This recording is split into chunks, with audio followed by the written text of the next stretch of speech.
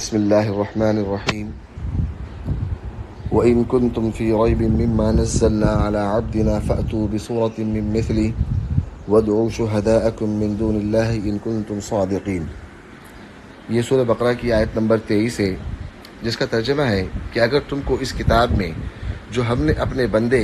محمد رسول اللہ صلی اللہ علیہ وسلم پر نازل فرمائی ہے کچھ شک ہو تو تم اس طرح کی ایک صورت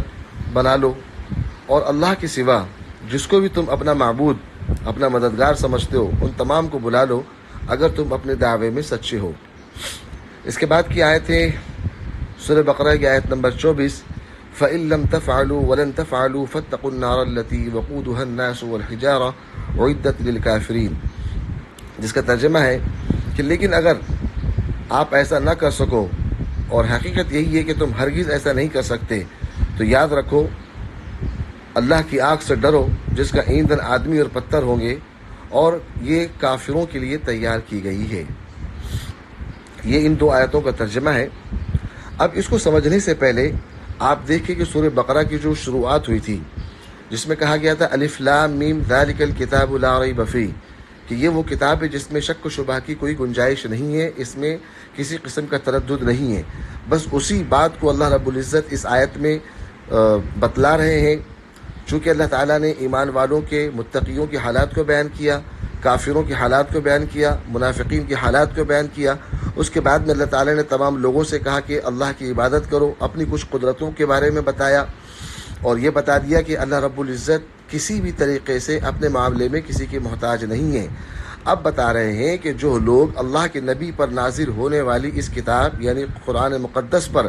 شک کرتے ہیں، تردد کرتے ہیں، تو اللہ تعالیٰ نے چیلنج کیا۔ دراصل ایک طرح سے یہ چیلنج اللہ کے رسول صلی اللہ علیہ وسلم کی نبوت کی صحیح ہونے کی بہت بڑی دلیل، اور بھی بہت ساری وجوہات ہیں جس سے پتہ چلتا ہے کہ اللہ کے رسول صلی اللہ علیہ وسلم کی نبوت کتنی برحق ہے۔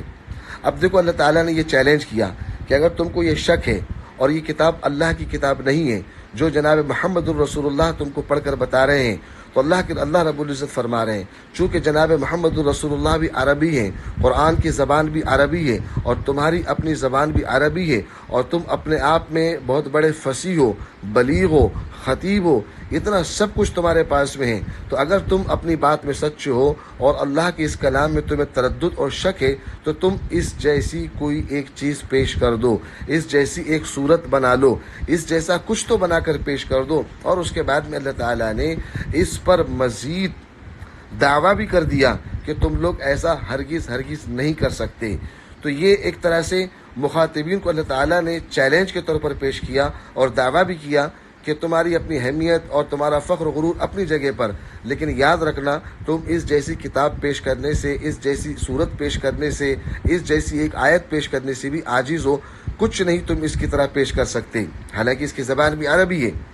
اس کے باوجود تم اس جیسا کلام قطعی طور کے اوپر پیش نہیں کر سکتے۔ اور جب کفار مکہ کے پاس میں کوئی جواب نہیں بن پڑا، چونکہ ظاہر سی بات ہے اللہ کا کلام ہے، ان کے پاس میں اس کا کوئی جواب نہیں تھا، اس لیے ان لوگوں نے اپنے آپ کو اس سے اس طریقے سے جان چھڑائی اور یہ کہا، ظاہر سی بات ہے کہ وہ اللہ کی کتاب کا مقابلہ تو نہیں کر سکتے تھے، تو ان لوگوں نے کہا کہ یہ تو جادو ہے۔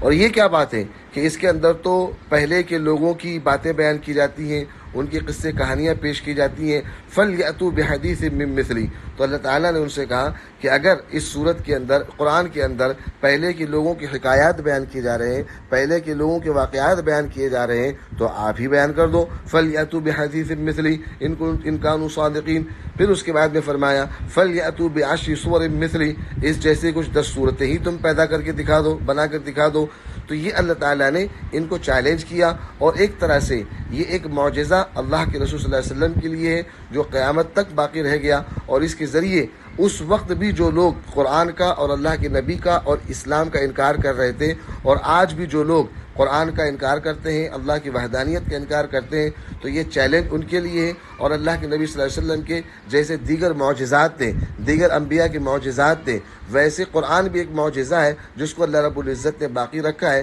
کہ یہ کبھی قیامت تک ختم نہیں ہوگا۔ اب اس پر جو بھی لوگ قیامت تک اعتراض کریں گے ان کے لیے یہی چیلنج ہوگا کہ تم اس جیسی کوئی کتاب پیش کر دو، اس جیسی کوئی ایک آیت پیش کر دو۔ اس سے اللہ تعالیٰ نے دعویٰ بھی کیا اور چیلنج بھی کر دیا کہ تم اس جیسا پیش نہیں کر سکتے۔ اس سے معلوم ہوا کہ اللہ کے نبی صلی اللہ علیہ وسلم جس نبوت کا دعویٰ کر رہے ہیں اور جس توحید کی دعوت دے رہے ہیں وہ بالکل اپنے آپ میں صحیح ہے، اس میں کسی قسم کی تردد کی، شک و شبہ کی گنجائش نہیں ہے۔ دوسری، اللہ کے نبی صلی اللہ علیہ وسلم کی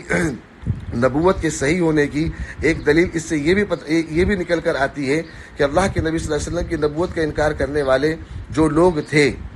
وہ سب جانتے تھے کہ اللہ کے رسول صلی اللہ علیہ وسلم اس وقت دنیا کے اندر جتنے بھی لوگ ہیں عقل میں آپ سب سے زیادہ عقل رکھتے ہیں، دانش مندی میں آپ کی کوئی مثال نہیں ہے، آپ ہر چیز کو برداشت کرنے والے ہیں، اور اس وقت جو لوگ آپ موجود ہیں ان میں آپ سے زیادہ کامل ترین اور آپ سے زیادہ سمجھ بوجھ رکھنے والا انسانوں کے اندر کوئی موجود نہیں ہے۔ یہ آپ کو جو ماننے والے تھے وہ بھی اس چیز کو سمجھتے تھے، اور جو اللہ کے رسول صلی اللہ علیہ وسلم کی نبوت کا انکار کرتے تھے وہ بھی اس چیز کو سمجھتے تھے۔ تو ایک طرح سے اللہ تعالیٰ نے یہ بتا دیا کہ جس طریقے سے اللہ تعالیٰ نے اپنی تمام مخلوقات کی طرف رسول بنا کر بھیجے ہیں، ان کو اپنا کلام دیا، نبوت کی علامت اس کی تصدیقات اور صداقت کو بیان کیا گیا تاکہ مخالفین کو جو وہ دعوے کرتے ہیں ایسے کلام سے ان کو خاموش کیا جا سکے۔ تو یہ چیز اللہ کے رسول صلی اللہ علیہ وسلم کے ساتھ بھی رہی۔ اس کلام کے ذریعے اللہ تعالیٰ نے یہ چیز بھی بتا دی کہ اللہ کے نبی صلی اللہ علیہ وسلم جو کلام پیش کر رہے ہیں دراصل وہ اللہ کا کلام ہے۔ اگر تم سمجھتے ہو کسی انسان کا کلام ہے تو تم اس جیسا ایک کلام کوئی ایک آیت ہی پیش کر دو۔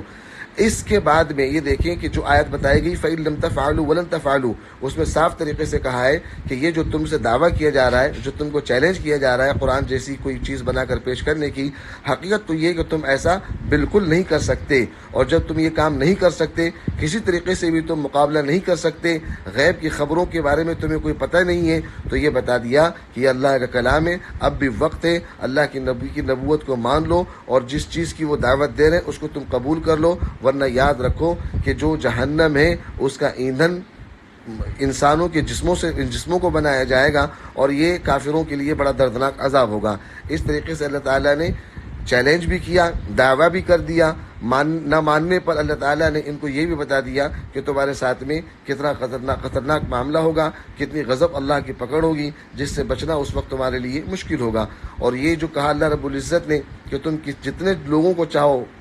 بلا لو اور اللہ کے اس جیسے کلام کو پیش کرنے کی کوشش کرو، قل لئن اجتمعت الانس والجن على ان یاتوا بمثل هذا القرآن لا یاتون بمثله۔ یہ صاف طریقے سے بتا دیا کہ تمام کے تمام انسان بھی اور جنات بھی، یہ جو دو گروہ ہیں، ان تمام کے تمام مل کر بھی اگر چاہیں قرآن جیسی کوئی چیز بنا کر پیش کر دیں تو وہ بالکل عاجز ہیں، وہ کبھی قیامت تک اس چیز کو بنا نہیں سکتے۔ اور ان کی ناکامی کو بھی اللہ نے واضح کر دیا، چونکہ نبوت کے وقت میں جو کافر تھے اور اس وقت تک ان لوگوں نے اس قرآن مقدس کے خلاف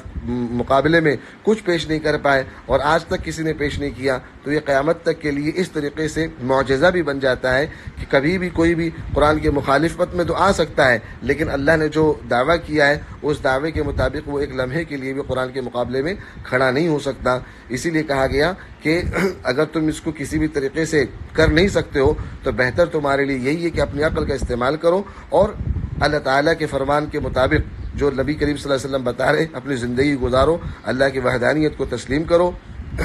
ورنہ یاد رکھو اللہ تعالیٰ کی پکڑ بہت بری ہے، اور جہنم میں جو ایندھن بنایا جائے گا وہ انسان کو ہی بنایا جائے گا، اور ظاہر سی بات ہے کہ انسانوں میں سے ان لوگوں کو جہنم کا ایندھن بنایا جائے گا، جہنم کی آگ کو ان سے دہکایا جائے گا جو نافرمان ہوں گے، کافرین ہوں گے۔